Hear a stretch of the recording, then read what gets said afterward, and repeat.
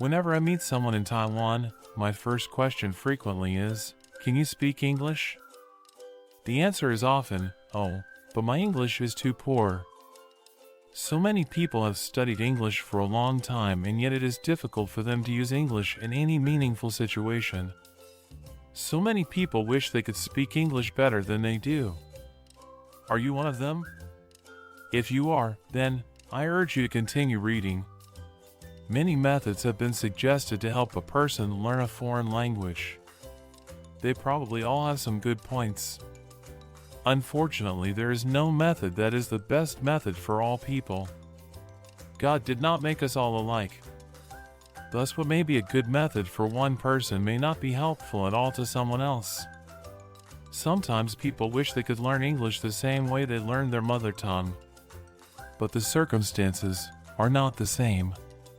When you learned your first language, you were able to speak no other language.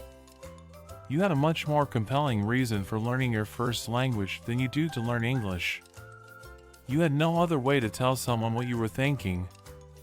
But now, as you are learning English, you can always ask for a translation if you don't understand. When you were learning your first language, you never experienced failure or felt frustration. If you couldn't say something or if you couldn't understand something, you didn't worry about it. You weren't bothered by your seeming failure. If you couldn't say something, you were considered to be not old enough yet, so there was no pressure to frustrate you. Thirdly, no one tried to teach you. No one taught you to repeat sounds, or words, or sentences. You listened, and one day you made some sounds, which eventually became words, and then sentences. You first developed your own grammar, and then, as you continued to learn, you developed a more standard grammar. The point is that when you first began talking, you did not speak a standard Chinese. Neither your pronunciation nor your grammar was standard. Your parents might have even thought that the way you talked was cute. The standardization of your pronunciation and your grammar came with experience. You did not begin learning to speak by practicing standard Chinese sentences. Today, as you are learning English, the situation is much different. You are not a young child who is unembarrassed by mistakes. You already have a well-developed ability to speak. Your books and teachers seem to insist that you speak correctly from your first word on, and this expectation is reinforced by frequent tests. For these reasons, you can't expect to learn English as easily as you did your first language. Also, experiments show that your ability to acquire a language is much greater before the age of 12 than after the age of 12. So first of all, you should expect to have much more difficulty learning English than you did in learning Taiwanese and Mandarin. Secondly, you learned your first language through meaningful situations. Although the situation for learning English is not the same, English must also become meaningful, or it will never be more than a school subject. You must find ways to make English meaningful for you. Learning your first language and learning English is the same in one respect.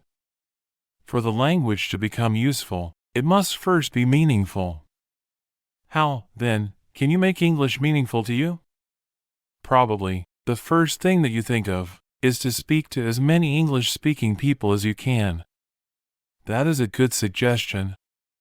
And surely you should make use of every opportunity to listen to and speak with native speakers of English. But you will probably say that, for most people, it is not a good suggestion, because there are so few opportunities to speak with Americans or other native English speakers. It is too bad that there are so few opportunities, but let me encourage you to make use of every opportunity. Don't say, "But my English is too poor." Use as much English as you can. Let me suggest another method that you may use by yourself. You must adapt it to yourself, to your abilities, to your circumstances. Use your regular English textbook. As you study each lesson, read it aloud several times.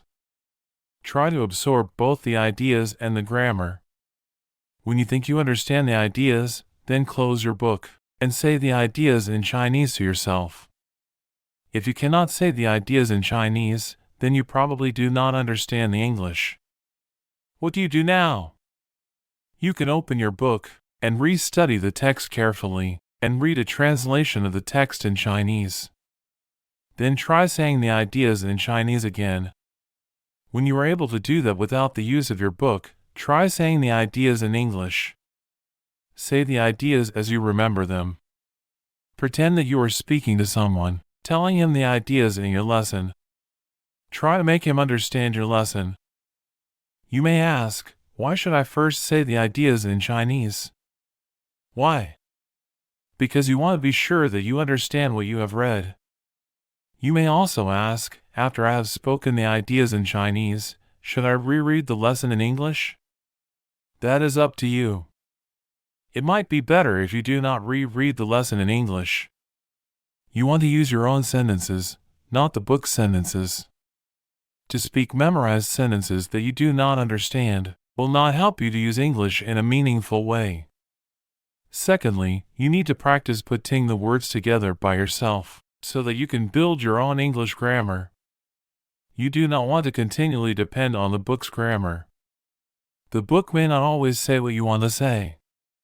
As you can see, this suggestion will require much work by yourself, and that is hard to do. You may become discouraged.